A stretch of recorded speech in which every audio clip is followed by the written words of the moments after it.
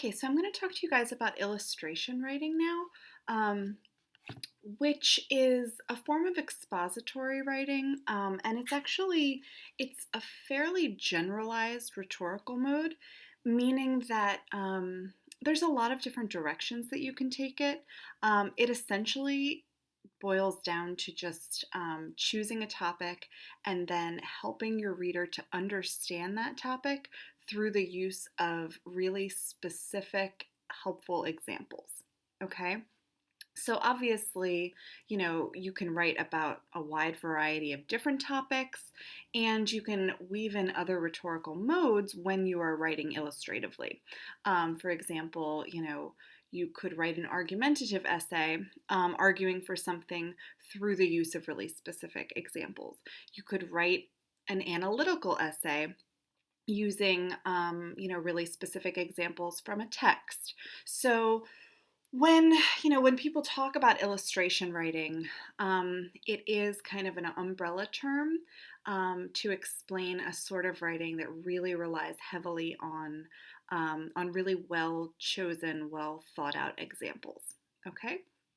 Um, so I'm just going to give you guys kind of an overview of illustrative writing, and then in the coming days, we'll talk a little bit more about it. I will show you guys some example topics. I'll show you guys an example outline so that you can get a better feel for exactly how illustration writing is put into action.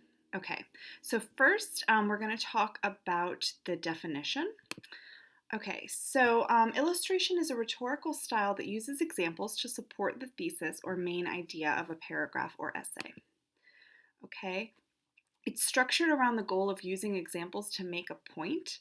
You can use various examples, but you must make sure that your examples are relevant, strong, and properly used.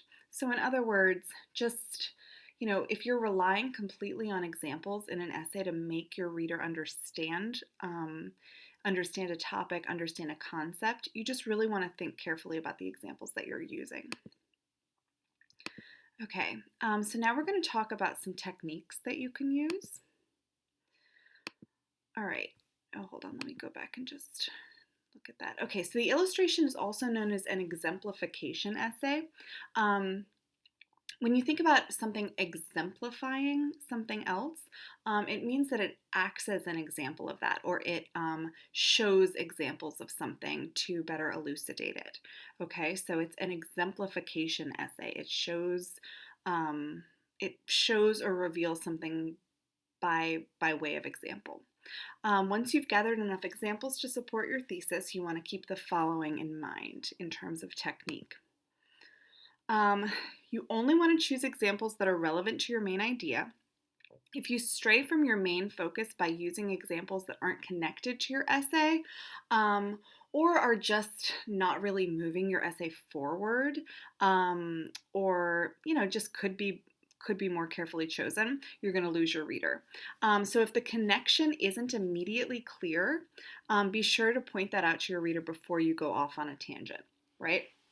So in other words, if it's not completely obvious why the example is relevant, you want to make that abundantly clear, or you probably just want to take it out because you might kind of be straying off topic.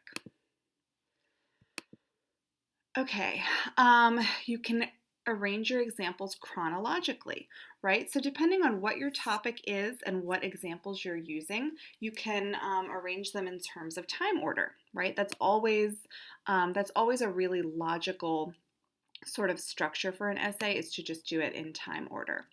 When you list your examples, you can list what occurs first in a time sequence, right? So this keeps your essay organized, gives the reader a preset pattern to follow. You can arrange your examples by order of importance.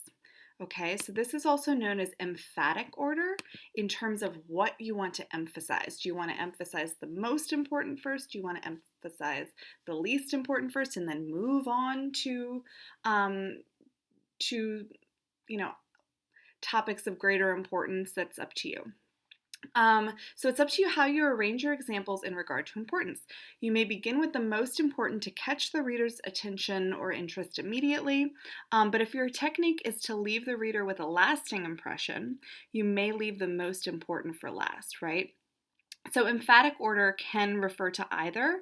Sometimes you want to just right off the bat tell them what's most important. Sometimes you kind of want to build up to that. All right, you should start with simple examples and build up to more complex examples. Okay, so this is separate from emphatic order, right? Because, your simple examples could be the most important, or they could be the least important. Your complex examples could be the most important, or they could be the least important. But whatever sort of emphatic order you choose, you always want to start simple and then get into the details.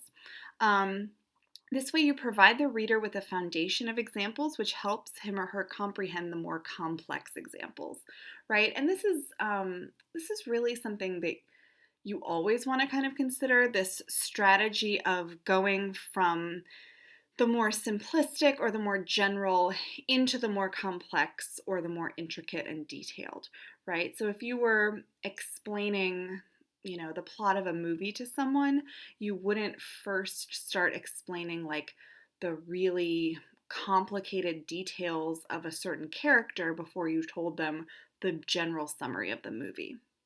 Right? If you were describing a book to someone, you wouldn't explain a really complex plot twist at some point in the middle before you just explain kind of a general overview of what happens, right? So you always want to start general and simple and then move on to more detailed and complex. Okay, knowing how to write an illustrative style is going to help you in all of your essays, right? Being able to illustrate your points is going to make your writing clearer for your audience. Essentially, what I mean here is that illustrative writing, which is also sometimes considered expository writing, the two are sometimes used interchangeably. Again, it's really kind of an umbrella term, and any essay that you write is going to rely pretty heavily on examples, right?